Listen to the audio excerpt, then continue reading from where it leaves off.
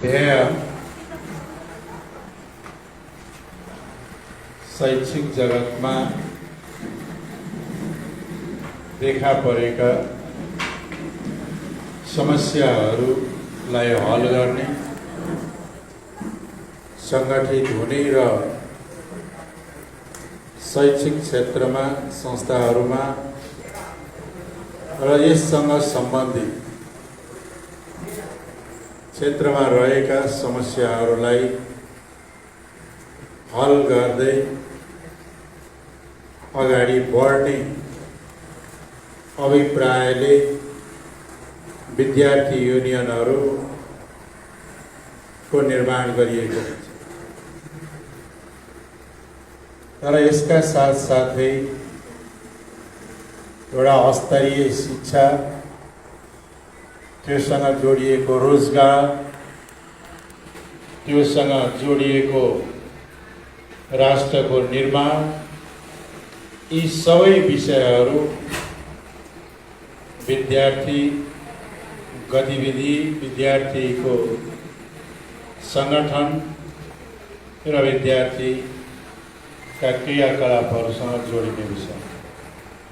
तर कुनै पनि मुलुकमा त्यहाँको राजनीतिक अवस्था, त्यहाँको आर्थिक अवस्था, त्यहाँको सामाजिक व्यवस्था,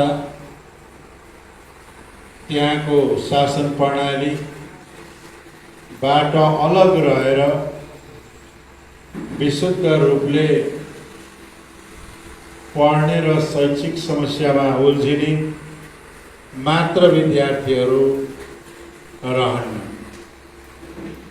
नेपालमै पनि अरू मुलुकहरूमा पनि विद्यार्थीहरूले अत्यन्त महत्त्वपूर्ण भूमिका खेलेको छ राजनीतिक रूपमा। अब राणाशाहीको अन्त्य गर्ने सङ्घर्षमा पहिलो शहादत दिने गङ्गालाल पनि विद्यार्थी नै। त्यहाँदेखि सिलसिला सुरु भएर हरेक आन्दोलनमा, लोकतन्त्रको आन्दोलनमा हरेक चाहे तो 36 सालको आन्दोलन होस्, 46 सालको होस् या 32 सालको होस्, विभिन्न आन्दोलनहरूमा नेपालमा विद्यार्थीहरूको अग्रणी भूमिका रहेको छ। विद्यार्थीहरूले आफ्ना प्राणका आहुति दिएका छन् र तिनी सङ्घर्ष बलिदानको फलस्वरूप आज मुलुक सङ्घीय लोकतान्त्रिक गणतन्त्र भएको छ। चाहे जनआन्दोलन होस्, चाहे मधेस जनविद्रोह होस्, चाहे त्यो माओवादीहरूको अगुवाईमा सञ्चालन गरिएको सशस्त्र विद्रोह होस्, हरेक क्षेत्रमा, हरेक आन्दोलनमा विद्यार्थीहरूको महत्त्वपूर्ण भूमिका रहिआएको छ। सायद त्यसैले गर्दा होला आज नेपालमा जति शीर्षस्थ नेताहरू भेट्नुहुन्छ, जो हरेक पार्टीमा करिब अधिकांश विद्यार्थी राजनीतिकै पृष्ठभूमिबाट आएका हुन्छ। त्यसैले विद्यार्थी क्षेत्र भनेको भावी नेतृत्व तयार गर्ने क्षेत्र पनि हो। भविष्यमा मुलुक सम्हाल्ने, प्रशासन सम्हाल्ने, राजनीतिक नेतृत्व सम्हाल्ने र परिवर्तनलाई अगाडि बढाउने, राष्ट्रको निर्माण गर्ने नेतृत्वको प्रशिक्षण केन्द्र पनि विद्यार्थी राजनीति नै। सायद त्यसैले होला धेरै विद्यार्थीहरू, धेरै नेताहरू विद्यार्थीकै पृष्ठभूमिबाट आएका हुन्छन्। नेपालमा मात्रै होइन, अन्य मुलुकमा पनि जहाँ लोकतन्त्र खतरामा परे या लोकतन्त्र नै थिएन, ती मुलुकहरूमा विद्यार्थीहरूले महत्त्वपूर्ण भूमिका निर्वाह गरेको छ। तपाईको एउटा इरानको क्रान्तिको कुरा गरिन्छ।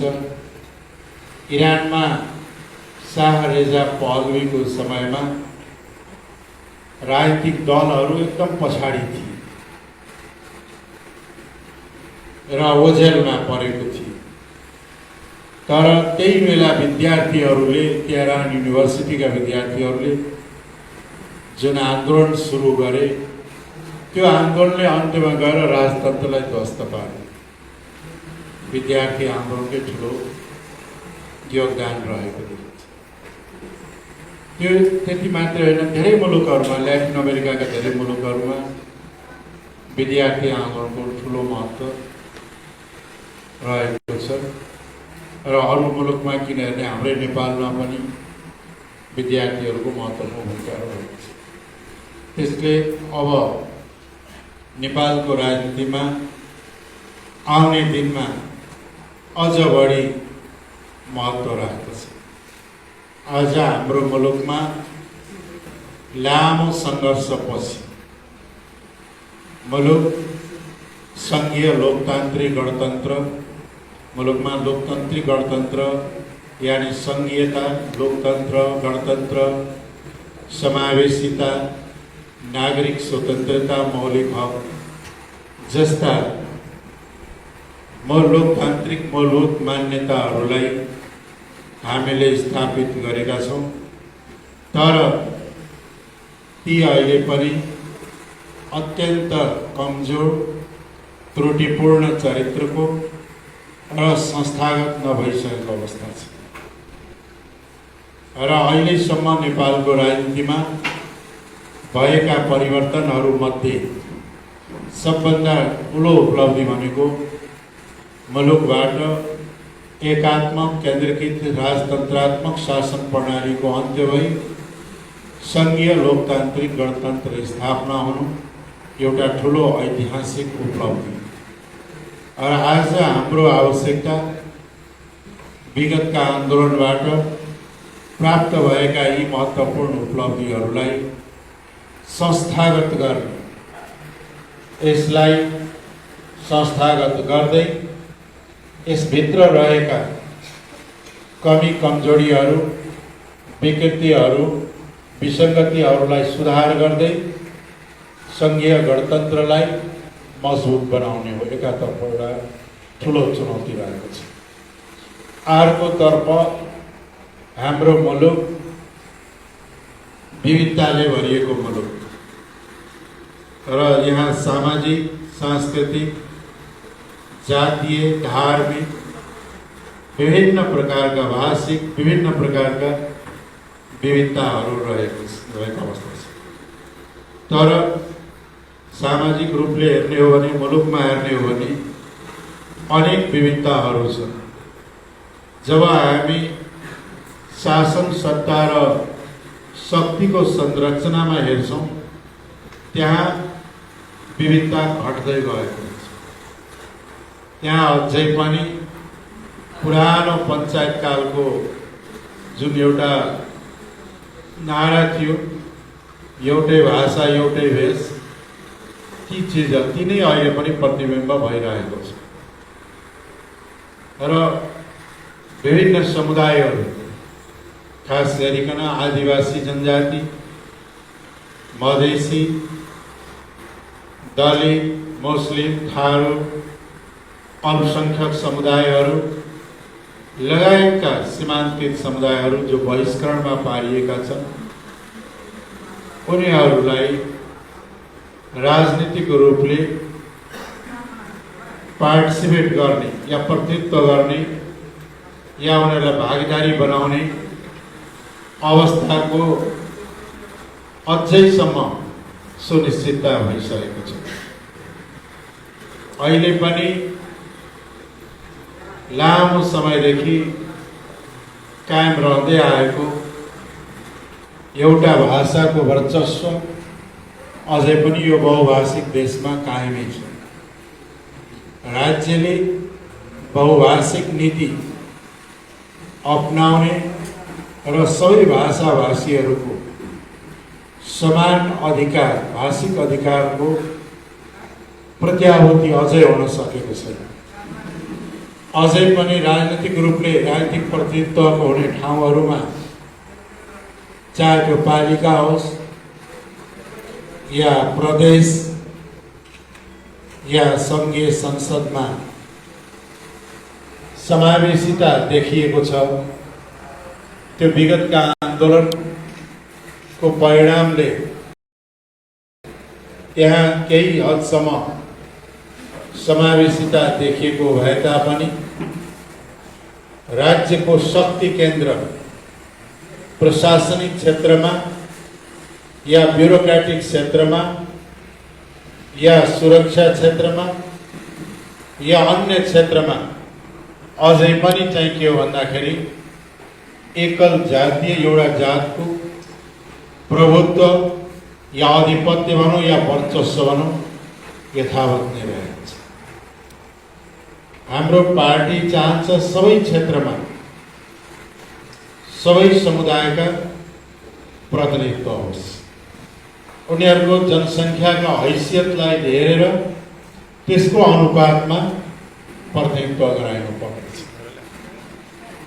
अनि मात्रै चाहिँ के छ त भन्दाखेरि लोकतन्त्र वास्तवमा सहभागितामूलक या समावेशी लोकतन्त्रको अभ्यास अगाडि बढ्छ। त्यस सँगसँगै अब पहिचानको सवाल बराबर उठिरहेको छ। राज्य पुनर्संरचना गर्दाखेरि हामीले दुईटा आधारमा राज्यको पुनर्संरचना गर्नुपर्दछ भनेर उठाएका थियौँ र पछि उच्च स्तरीय राज्य पुनर्संरचना आयोगले पनि तिनी आधारमा राज्य पुनर्संरचना गर्ने प्रस्ताव गर्यो।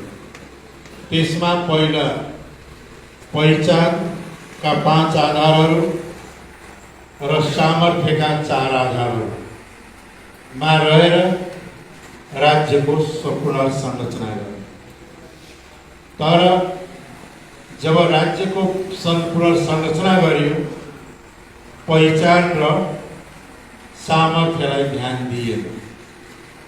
ध्यान केमा दियो त भन्दाखेरि परम्परागत रूपले शताब्दीौंदेखि जुन जाति वा वर्गले मुलुकको शासन शक्तिमा आफ्नो प्रभुत्व र हैकम जमाएका थिए, संघीय प्रणालीमा पनि यसरी राज्यको पुनर्संरचना गरियो ताकि त्यो प्रभुत्वलाई निरन्तर कायम राख्न सकोस्।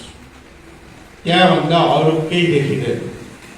र यो 7 प्रदेशको संरचनालाई बदल्नु पर्दछ र बदल्दाखेरि उच्च स्तरीय राज्य पुनर्संरचना आयोगले दिएको प्रतिवेदन 10+1 को आधारमा पुनर्संरचना गरिनु पर्दछ र ती प्रदेशको नामाकरणहरू त्यहाँ पहिचानका आधारमा गरिनु पर्दछ। भारतमा पनि मिश्रित तरिकाले नामाकरण गरियो। जस्तो नामाकरण गर्दाखेरि नागाल्यान्ड भन्यो, नागा जातिहरूको भूमिलाई नागाल्यान्ड भन्यो, त्यो के हो? जातीय पहिचान। मिजोरम भन्यो, मिजो भने जाति हो, रम भनेको बस्ने ठाउँ, यानि मिजोहरूको वासस्थानलाई मिजोरम भन्यो। यसरी नै धेरैवटा प्रदेशहरू जातीय पहिचानका आधारमा छन्। केही प्रदेशहरू भाषिक पहिचानका आधारमा छन्। जस्तो बङ्गाल भन्यो, अहिले भारतमा पश्चिम बङ्गाल छ, बङ्गला भाषाको आधारमा निर्माण गरियो। त्यस्तै तमिलनाडु त्यहाँको मलयालम भाषाको आधारमा निर्माण गरियो भने तेलुगु भाषीको क्षेत्रमा आन्ध्र बनाइयो। यसरी भाषाका आधारमा र जातिका आधारमा राज्य पुनर्संरचना गरियो। त्यसै गरिकन केही ठाउँहरूलाई टेरिटोरीको आधारमा, जस्तो उत्तर प्रदेश, मध्य प्रदेश भन्दाखेरि उत्तराञ्चल भन्दाखेरि के हो त भन्दाखेरि टेरिटोरीको आधारमा, भन्दाखेरि त्यहाँ भाषाका आधारमा भाषिक पहिचानका आधारमा, जातीय पहिचानका आधारमा र टेरिटोरीका आधारमा। हाम्रो नेपालमा यस्ता कुनै आधारहरूलाई लिइएन। कसरी त्यहाँका बहुसङ्ख्यक आदिवासी जनजातिहरू, मधेसीहरू, दलित शिल्पीहरू या थारूहरू या अन्य समुदायहरूलाई कसरी पछाडि पार्ने र त्यहाँ शासन सत्तालाई कसरी त्यहाँ चाहिँ आफ्नो पकडमा राखिराख्ने ध्येयका साथ निर्माण गरिएको र त्यस बेलामा हाम्रो पार्टीले यो गलत हुँदैछ, सङ्घीयताको मार्गमा भावना विपरीत कार्य हुँदैछ भनेर हामीले 6 महिना आन्दोलन गऱ्यौँ। दर्जनौंले शहादत दिए। तथापि पनि तर पनि त्यो भएकै कारणले पनि यतिको संविधान आएको, नभए यो संहिताविहीन संविधान बनाउने पक्षमा। अब निर्माण गरिएका प्रदेशहरूलाई पनि अधिकार, स्रोत साधन र जनशक्ति दिएको छ। संविधानमा एकदम कायदे पाराले सङ्घीय कानुन बमोजिम हुनेछ भनेर माथि लेख्दै आयो, तल सङ्घीय कानुन बमोजिम हुनेछ। अब सङ्घीय कानुन नबनाउँदा त केही पनि नहुने हो, त्यो संविधान त कानुनै नहुने हो। यसरी चाहिँ के भएदेखि त्यहाँ चाहिँ घुमाउरो तरिकाले दिएको जस्तो पनि देखिने तर नदिए, वास्तविकता त्यो अवस्था अहिले रहेको छ। सानै प्रदेशहरूलाई अधिकार सम्पन्न बनाउनु र संविधानलाई संशोधन गरेर राज्य प्रादेशिक संरचनालाई पनि परिवर्तन गर्नुपर्दछ। अब नामाकरणको जहाँ तक सवाल छ, हामी भन्छौँ पहिचानका आधारमा प्रदेशहरूको नामाकरण हुनुपर्दछ। अब हाम्रो पार्टीको नेतृत्वमा रहेको प्रदेश नम्बर 2 को सरकार र त्यहाँ हाम्रो अलिक पकड भएको हुनाले नै त्यहाँको प्रदेशको नाम मध्य प्रदेश हुन गयो। मध्य प्रदेश भनेको पहिचान, मधेसीहरू समुदायको पहिचानको आधारमा स्थापित भएको नेपालको 7वटा प्रदेशमध्ये एउटा हो। तर अरू प्रदेशको नामाकरण काङ्ग्रेस कम्युनिस्टहरूले नै गरेका हुन्। त्यसमा हाम्रा विरोध हुँदाहुँदै पनि ती चाहिँ कस्ता छन् भने राजा महेन्द्रका जस्ता साम्यवादी भन्लान् कोही कम्युनिस्टहरू, काङ्ग्रेस प्रजातान्त्रिक समाजवादी भन्छन्। तर यस मामलामा महेन्द्रवादी नै भएको छ। जस्तो भनौँ न, अब यो कुन प्रदेश हो अहिले हामी उदाहरण बागमती प्रदेश, त्यो दुर्गन्धित बागमती नदीको नाममा प्रदेश। यहाँबाट पश्चिम गयो भने गण्डकी प्रदेश, गण्डकी नदीको नाम। कर्णाली प्रदेश, कर्णाली नदीको नाम। यस्तै नदीहरूको नाम खोज्दै प्रदेश बनाउँदै गएको छ। अब भारतमा भएको भए अनि गङ्गा प्रदेश, ब्रह्मपुत्र प्रदेश, कावेरी प्रदेश यस्ता यस्ता नामहरू हुने थिए। त्यहाँ बङ्गाल, पन्जाब, तमिलनाडु त हुने थिएन। राजा महेन्द्र पनि त्यही काम गरेका थिए, त्यसैको सिको गरेको। राजा महेन्द्रले 14वटा अञ्चल बनाउँदाखेरि मेची नदीको नाममा मेची अञ्चल, अनि कोशी नदीको नाममा कोशी अञ्चल, बागमती नदीको नाममा बागमती अञ्चल, नारायणी नदीको नाममा नारायणी अञ्चल, यस्तै नाका थिए। त्यसैको सिको गरेर या त्यसको फलो गरेर, त्यसको अनुसरण गरेर काङ्ग्रेस कम्युनिस्टले जुन प्रदेशको नामाकरण गर्ने कार्य गरेको छ त्यो गलत भएको छ।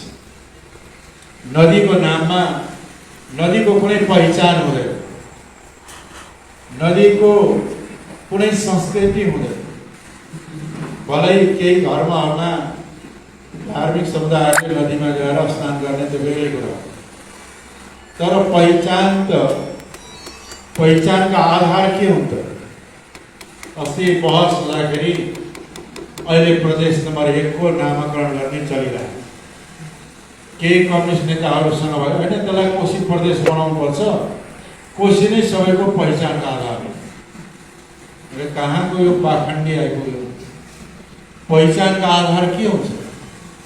जाति हुन्छ, भाषा भाषिक हुन्छ, सांस्कृतिक हुन्छ, भूगोलसँग जोडिएका हुन्छ, पहिचानका आधारहरू होइन। अब नदीको कुन भाषा हुन्छ, नदीको कुन संस्कृति हुन्छ, कुन जाति हुन्छ? जस्तै यहाँ किराँती भन्ने हो भने किराँती भाषा, संस्कृति, सभ्यता र ऐतिहासिक पृष्ठभूमि जोडिएको छ। त्यसरी मधेस भन्ने, मधेसी भन्ने पनि एउटा जोडिएको हुन्छ। एउटा चाहिँ के छ भन्दाखेरि यो नेवा भन्ने हो भने यहाँ एउटा ऐतिहासिक पृष्ठभूमि, भाषा, संस्कृति जोडिएको छ। बागमती भनेर केलाई भन्यो? त्यो सुरुवातको ठाउँमा बेग्लै छ, बिचमा आउँदा बेग्लै छ, तराईमा जाँदा बेग्लै हुन्छ भने यसरी चाहिँ के हो भन्दाखेरि राजा महेन्द्रको अनुसरण गरेर प्रदेशका नामाकरणहरू गरिएको छ। अहिले प्रदेश नम्बर 1 को नामाकरणमा हामीले स्पष्ट भनेछौँ त्यो नाम पहिचानका आधारमा राख्नुपर्छ। त्यहाँ बसोबास गर्ने ठुलो समुदायहरू जो ऐतिहासिक पृष्ठभूमि हेर्ने हो भने नेपालको भन्दा हजारौं वर्ष पुरानो इतिहास छ। त्यहाँ सभ्यता र संस्कृति हुर्किएको छ। यी पहिचानका आधार, तिनका पहिचानका आधारमा नामाकरण गर्नुपर्छ। त्यहाँ कोशी राख्ने अनि कोशीमा सगरमाथा झुन्ड्याउने के गर्नेले त्यहाँको समुदायलाई मगाउँदैन। र अहिले नामाकरण गरिएका बागमतीको के अरे कर्णाली, नारायणी प्रदेशहरूलाई भविष्यमा त्यहाँका आदिवासी जनजातिहरूले, त्यहाँका मूलवासीहरूले आफ्नो पहिचान झल्किने गरी निश्चित रूपमा भविष्यमा ती नामहरू परिवर्तन हुने छ। अब यतापट्टि यो अवस्था रहेछ। त्यस सँगसँगै अब आर्थिक क्षेत्रमा हेर्ने हो भने नेपाल सबै थोक प्रकृतिले यहाँ दिएको छ। यति राम्रो हराभरा भूमि, उर्वरक भूमि, सधैँ सबै ठाउँमा सिँचाइ गर्न सम्भव भएको नदीनालाहरू, यति राम्रो पहाड, यति राम्रो उर्वरक भूमि दुनियाँको धेरै कम ठाउँमा छ। धेरैवटा मुलुकहरू घुम्ने अवसर प्राप्त भयो, तर यति सुन्दर मुलुक मैले दुनियाँमा कहीँ देख्न पाएको छैन।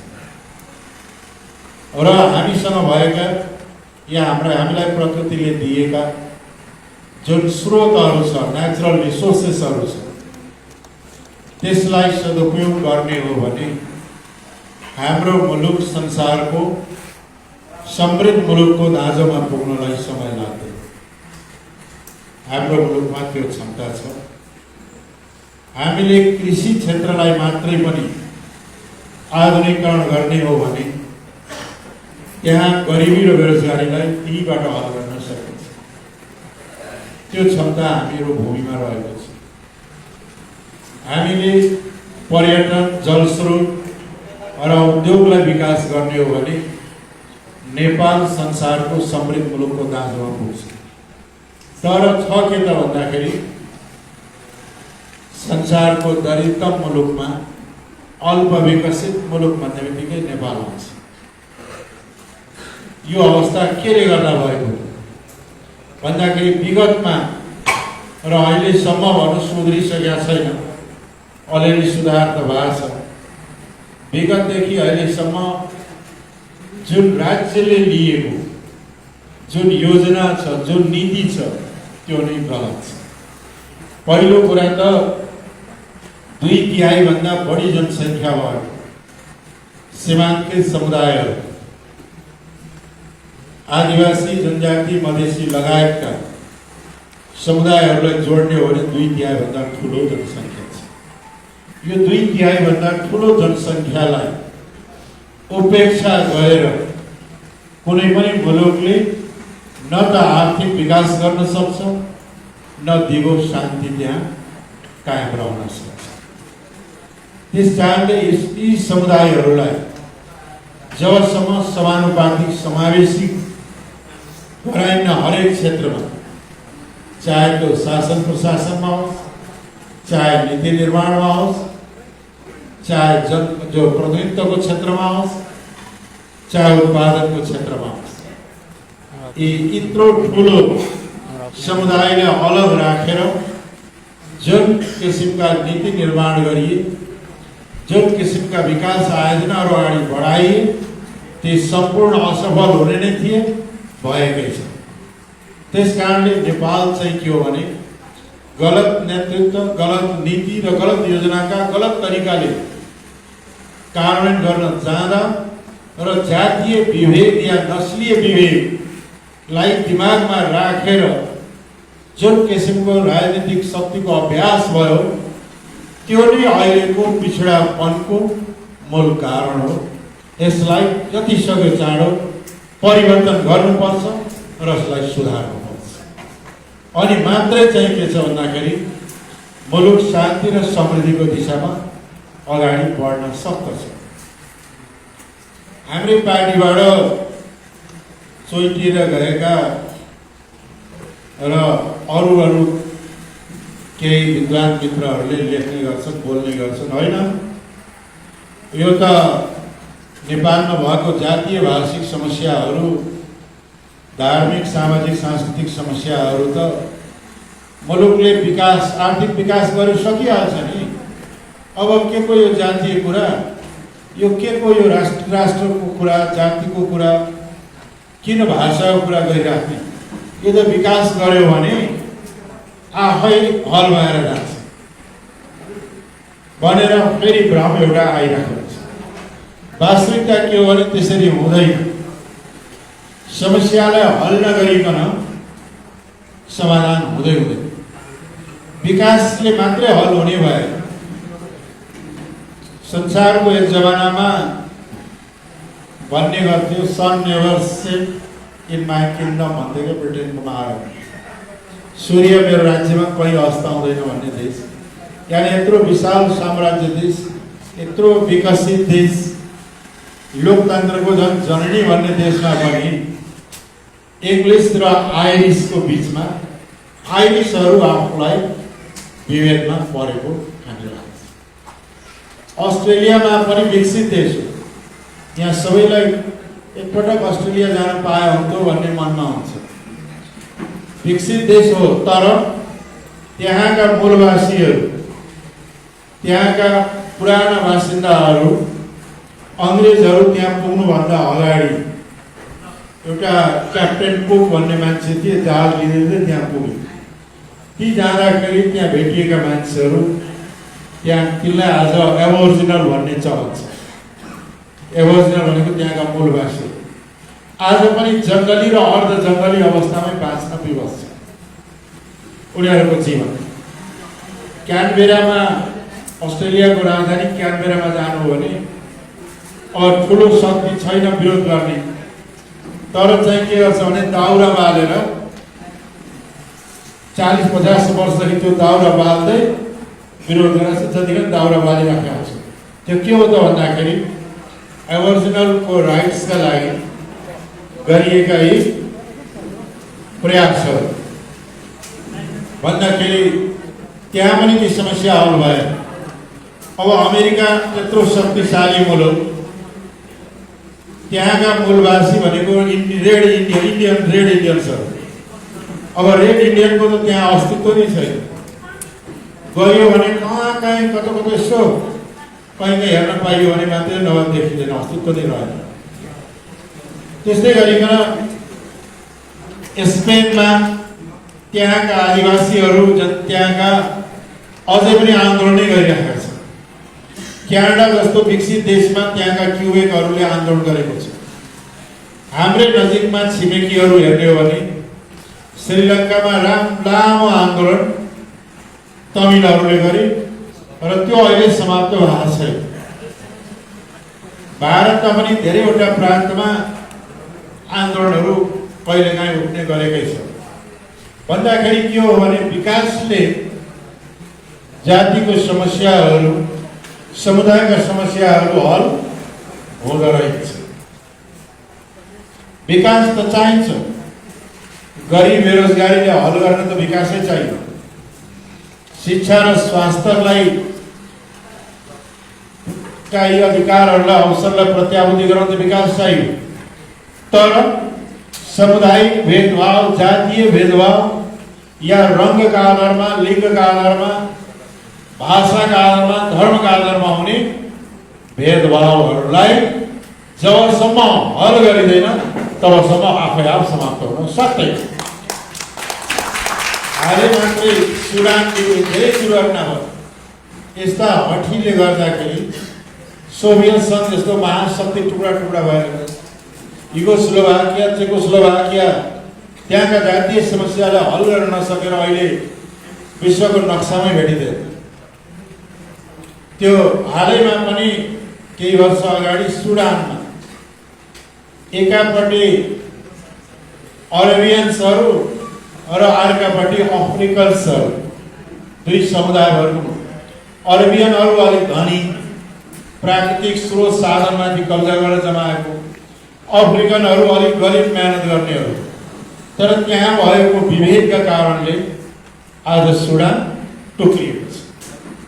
भन्दाखेरि दुनियाँमा के देखियो त भन्दाखेरि यस्ता भेदभावहरू के का आधारमा भन्दाखेरि एउटा शक्तिशाली या चलाक या सङ्गठित एउटा समुदायले त्यो मुलुकको प्राकृतिक स्रोत, राजनीतिक शक्ति, प्रशासनिक शक्ति र भूमि कब्जा गरिसकेपछि अरूलाई त्यहाँबाट विस्थापित गरेर, सत्ता शक्तिबाट विस्थापित गरेर, स्रोत साधनको पहुँचबाट विस्थापित गरेर र तिनीहरूको आफ्नै भूमिबाट विस्थापित गरेर जुन खालका उत्पीडन, विभेद र असमानताहरू रहेका छन् त्यो आज विश्वमै झन्डै 5 देखि 7 हजार ठाउँमा यस्ता आवाजहरू उठ्ने र आन्दोलनहरू भइरहेका छन्। नेपालमा पनि यी समस्याहरू छन्। मधेसका आफ्नो समस्याहरू छन्। भेदभावबाट मधेसी भएकै कारणले विभेदमा परेका छन्। आदिवासी जनजातिहरू आदिवासी जनजाति भएकै कारणले विभेदमा परेका छन्। दलितहरू दलित भएकै कारणले विभेदमा परेका छन्। अल्पसङ्ख्यक समुदायहरू माइनोरिटिज भएकै कारणले भेदभावमा परेका छन्। यस्ता विभेदमा परेका समुदायहरूलाई जबसम्म विभेदबाट मुक्त गरिँदैन र समान अधिकार, अवसरमा समानता र पहुँचको सुनिश्चितता हुँदैन र उनीहरूको पहिचानका साथै स्वशासन र समानुपातिक प्रतिनिधित्व हुँदैन तबसम्म यो समस्याको हल हुनेवाला छैन। र यो समस्याको हल नगरिकन मुलुकको चाहिँ के छ भने म एकता, शान्ति र आर्थिक विकास र तरक्की गर्दै समृद्धिमा लैजान्छु र समृद्ध नेपाल बनाउँछु भन्ने कुरा सम्भव छ। त्यस कारणले यी समस्याहरूको हल गरेर मुलुकमा वास्तवमा साँच्चैको समावेशी लोकतन्त्र, सङ्घीय लोकतान्त्रिक गणतन्त्रलाई संस्थागत गर्दै अगाडि बढ्नुपर्ने आजको महत्त्वपूर्ण राजनीतिक दायित्व, राजनीतिक अभिभार रहेको छ। र वास्तवमा आज शिक्षा यी दक्षिण अरू मुलुकको त तुलना नगरौँ, सार्क मुलुकमा सबभन्दा कमजोर र कम क्वालिटी भएको शिक्षा नेपालमै मिल्छ। यसमा त ठुलो परिवर्तनको जरुरी छ। शिक्षा वास्तवमा के हो भने डेभलपमेन्ट, चाहे तो इकोनोमिक डेभलपमेन्ट हो या सोसियल होस् या पोलिटिकल डेभलपमेन्ट होस्, सबैको मूल आधार एजुकेसन नै हो। सिङ्गापुर 1965 मा मलेसियाबाट अलग हुँदाखेरि बन्जर भूमि जहाँ केही थिएन। यति छोटो अवधिमा संसारको समृद्ध मुलुकको रूपमा रूपान्तरित भएर गएको छ। के कारणले हो भन्दाखेरि त्यसको मूल रहस्य नै के हो? शिक्षा। उनले त्यहाँका अहिले त उहाँ केही वर्ष अगाडि बित्नु हो ली क्वान, उनले उहाँको एउटा किताब पढेको थिएँ मैले, थर्ड वर्ल्ड टु 21st। त्यहाँ उनले लेखेको छ कि मैले राम्रो शिक्षा दिएँ सिङ्गापुरीहरूलाई, युवाहरूलाई, उनीहरूले आधुनिक सिङ्गापुर बनाए। त्यसरी दोस्रो विश्वयुद्धमा ध्वस्त भइसकेको जापान 30 वर्षपछि संसारको सबभन्दा विकसित मुलुकको रूपमा रूपान्तरित भएको छ। त्यसको आधार के थियो भन्दाखेरि शिक्षा नै। ये हाम्रो छिमेकी चीनमा आज तीव्र गतिले आधुनिकीकरण र आर्थिक विकासको गतिमा अगाडि बढेको छ। त्यसको मूल रहस्य नै के भन्छ भन्दाखेरि राम्रो शिक्षा। शिक्षा राम्रो भएन भने तरक्की आर्थिक समृद्धि हुन सक्दैन। किन सबै विकासको मूल साँचो नै के हो? एजुकेसन। तर जुन मुलुकको एजुकेसनै ध्वस्त छ त्यहाँको हाल के हो? जुन ठाउँमा अहिले नेपाल आइपुगेको छ। त्यसैले चाहिँ के भने विद्यार्थीहरूको अब मूल ध्येय चाहिँ के हो भन्दाखेरि education for all, quality education for all, यानी सबैको लागि राम्रो शिक्षा चाहियो। सबैका लागि राम्रो शिक्षा चाहियो भनेपछि राज्यले लगानी गरेका स्कुल कलेजहरूमा राम्रो क्वालिटीको शिक्षा दिनु पर्यो र राम्रो क्वालिटीको शिक्षा सँगसँगै रोजगारी दिने दायित्व के हो त भन्दाखेरि राज्यको। तर अवस्था के छ भने न क्वालिटीको एजुकेसन छ न रोजगारीको अवस्था।